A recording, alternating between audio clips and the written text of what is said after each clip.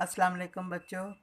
आज हम सब्र व शुक्र और हमारी इनफरादी और इज्तमाही ज़िंदगी वाला टॉपिक पढ़ने लगे हैं और ये फ़र्स्ट टर्म का आपका लास्ट टॉपिक है। और इसके शॉर्ट आंसर और तहारत व पाक जिस्मानी सफाई, इसके दोनों के शॉर्ट आंसर आपको मैं उनकी फ़ोटो सेंड करूँगी। और जो मैंने कल अहादीस आपको भेजी थी उनको आपने लिखना भी है और याद भी करना है शार्ट आंसर।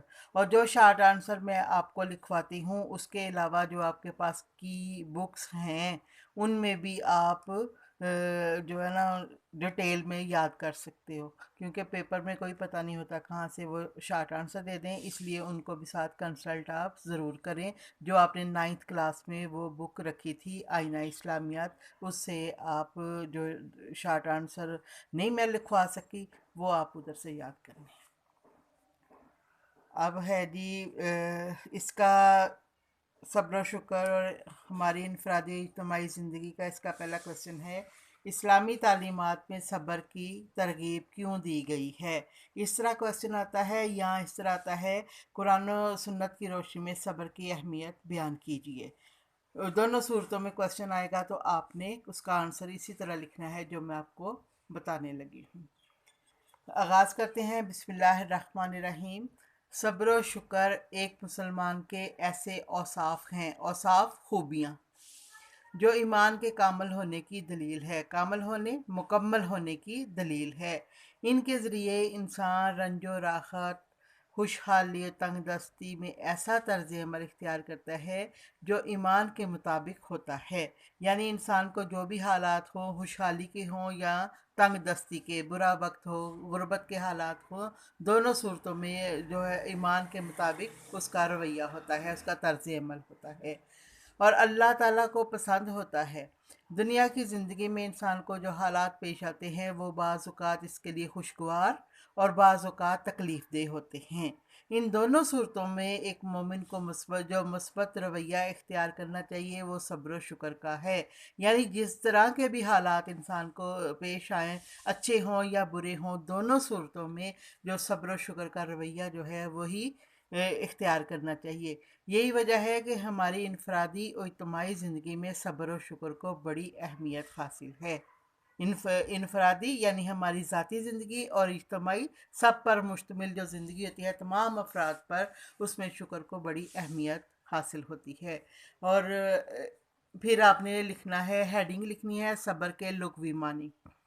ठीक है नहीं, सब्र के लुग़वी मानी है रोकना और बर्दाश्त करना। ये जो दोनों है ना, रोकना और बर्दाश्त करना, ये है सब्र के लुग़वी मानी है। और मफ़हूम इसका ये है कि नाखुशगवार में हालात में अपने नफ्स पर काबू रखा जाए और घबराने की बजाय साबित कदमी इख्तियार की जाए। यानी परेशानी, तकलीफ़ और सदमे की हालत में पामर्दी, जुर्रत, साबित कदमी, डट जाना और हिम्मत कायम रखते हुए अपने रब पर भरोसा किया जाए। ये इसका मफहूम है और ये लुग़वी मानी है। इसके बाद जहाँ से शुक्र होता है ये आपने स्टार्टिंग करना, यहाँ तक भरोसा किया जाए, इधर तक है पहले सवाल का पहला हिस्सा। ठीक है, ठीक है जी। इसके बाद आप नीचे ये है, एक मुसलमान को कोई दुख, तकलीफ़ या परेशानी का सामना करना पड़े। इधर हेडिंग लिखें, इनफरादी ज़िंदगी में सब्र की अहमियत। एक मुसलमान को कोई दुख, तकलीफ़ या परेशानी का सामना करना पड़े तो इसे चाहिए कि ये मेरी आजमाइश है और इसे अल्लाह के सिवा कोई दूर नहीं कर सकता। यानी मुश्किल हालात आते हैं तो वो अल्लाह ताला की तरफ से आजमाइश होती है और वही आजमाइश को दूर करता है। और इंसान को ये सोचना चाहिए कि मुझे इस मौके पर बेसब्री से काम नहीं लेना चाहिए। इस हालत में अल्लाह ताला की मदद की दुआ करनी चाहिए। अगर इस मौका पर सब्र और हिम्मत से काम लिया जाए तो इस आजमाइश में कामयाब होने का बेहतरीन अजर मिलेगा। इसी तरह इत्मीनान और साबित कदमी के साथ हालात का मुकाबला करने की सलाहियत पैदा होगी और अल्लाह ताला हर किस्म की परेशानी और घबराहट से निजात देगा, यानी उसको दूर कर देगा अगर हम हिम्मत और साबित कदमी का मुजाहरा करेंगे। اور دوسرا ہے جی آگے اس کی ہیڈنگ لکھیں دوسرے پیراگراف کی، اجتماعی طور پر اجتماعی زندگی میں صبر کی اہمیت، یا اجتماعی طور پر صبر کی اہمیت۔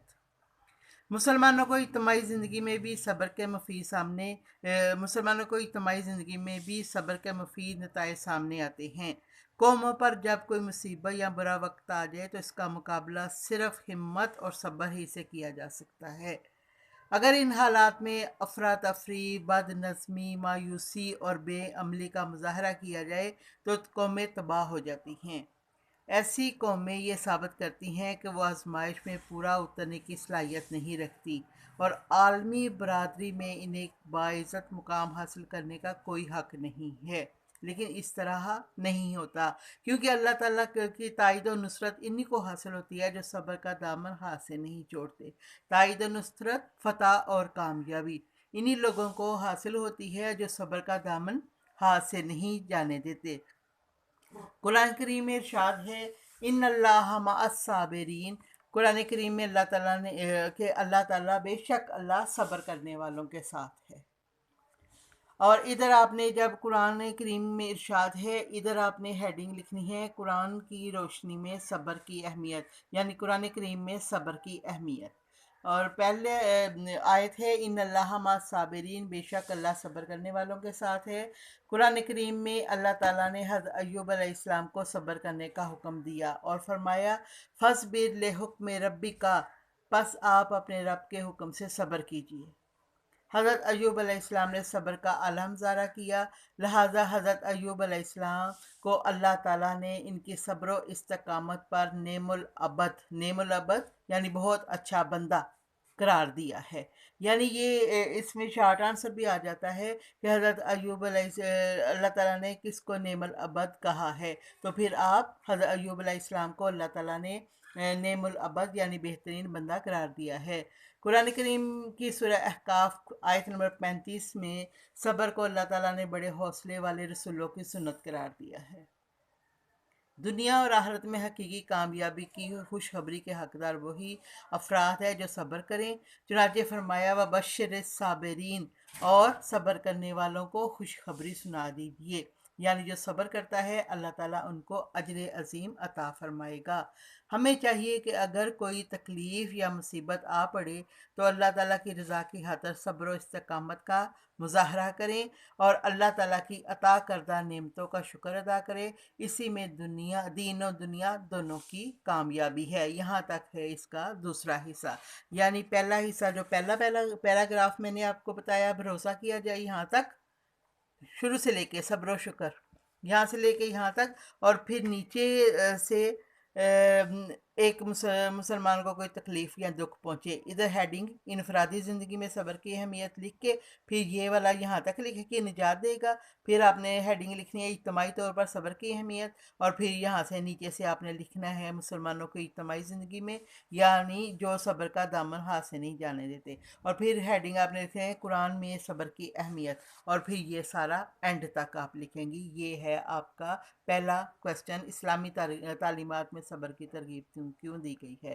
کل انشاءاللہ قرآن و سنت کی روشنی میں شکر کی اہمیت کریں گے، اس لیے درمیان میں یہ والا میں نے آپ کو نہیں کروایا، ٹھیک ہے؟ اس کو آپ نے یاد کرنا ہے۔ اللہ حافظ۔